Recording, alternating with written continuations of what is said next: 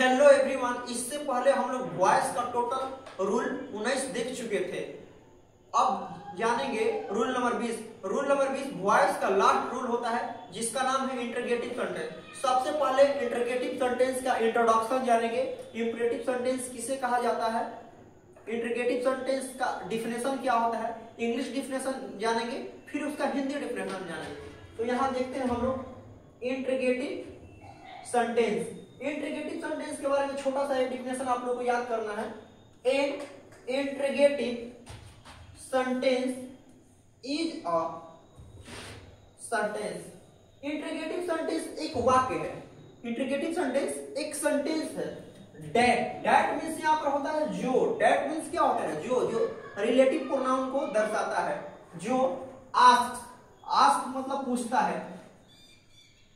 S लग जाता है तो आप लोग को भी पता है, ता है ती है का रूल है। आस्क मतलब पूछता है। क्या पूछता है, एक क्या पूछता है, क्वेश्चन। और एंड मतलब समाप्त होता है। एंड मतलब खत्म होता है, समाप्त होता है with A question mark. Question mark के साथ। विथ मतलब क्या होता है, क्वेश्चन मार्क के साथ। यानी कि इंटरगेटिव सेंटेंस एक ऐसा सेंटेंस है जो क्वेश्चन पूछता है और साथ ही प्रश्नवाचक चिन्ह के साथ खत्म होता है। आई होप ये डिफिनेशन इजी है जो आपको समझ में आ चुका होगा। इसी को ठीक आप जानेंगे हिंदी वर्जन में। आप चाहें तो इसका स्क्रीनशॉट ले सकते हैं। अभी आप लोग लिखिएगा तो समय लॉस होगा। हम हट जाते हैं, स्क्रीनशॉट ले लीजिए। चलिए ठीक है, अब नेक्स्ट देखते हैं।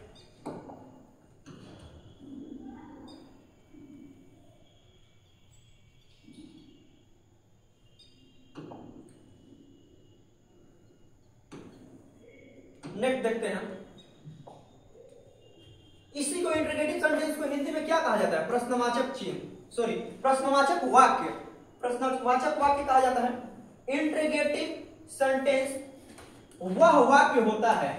इंटरगेटिव सेंटेंस वह वाक्य होता है जो प्रश्न पूछता है और प्रश्नवाचक चिन्ह के साथ समाप्त होता है। यानी कि इंटरगेटिव सेंटेंस यानी कि प्रश्नवाचक वाक्य वह वाक्य होता है जो प्रश्न पूछता है और साथ ही प्रश्नवाचक चिन्ह के साथ खत्म होता है। तब उसको क्या कहेंगे, प्रश्नवाचक वाक्य कहेंगे या इंग्लिश में इंटरगेटिव सेंटेंस कहेंगे। आपको इंग्लिश में भी डिफिनेशन याद रखना है, उसके साथ साथ हिंदी में भी डिफिनेशन याद रखना है। अब इसका जानेंगे वॉइस का रूल। वॉइस का रूल जानेंगे।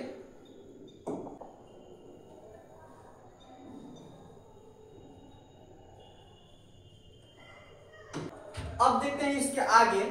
यह आमतौर पर हेल्पिंग वर्ब की कुल संख्या होता है 24। यानी कि हेल्पिंग वर्ब जैसे do, does, did, is, am, are, was, were, will, shall, etc से शुरू होता है। या WH वर्ड जैसे what, why, where, where, whom, how से शुरू होता है। जनरली ये दो तरीके से शुरू किया जाता है इंटरगेटिव सेंटेंस। या तो हेल्पिंग वर्ब से शुरू रहेगा या WH वर्ड से शुरू रहेगा। इसीलिए इसका वॉइस दो तरीके का होता है। इसका वॉइस कितने तरीका का हो जाएगा, इसका वॉइस दो तरीका का हो जाएगा। इस पर मच्छर अपने आप बैठ जा रहा है, इसीलिए ये बिंदु जहां है ना वो मच्छर बैठ रहा है, इसीलिए इतना देखिए मच्छर कितना बैठ गया। आगे देख लेते हैं।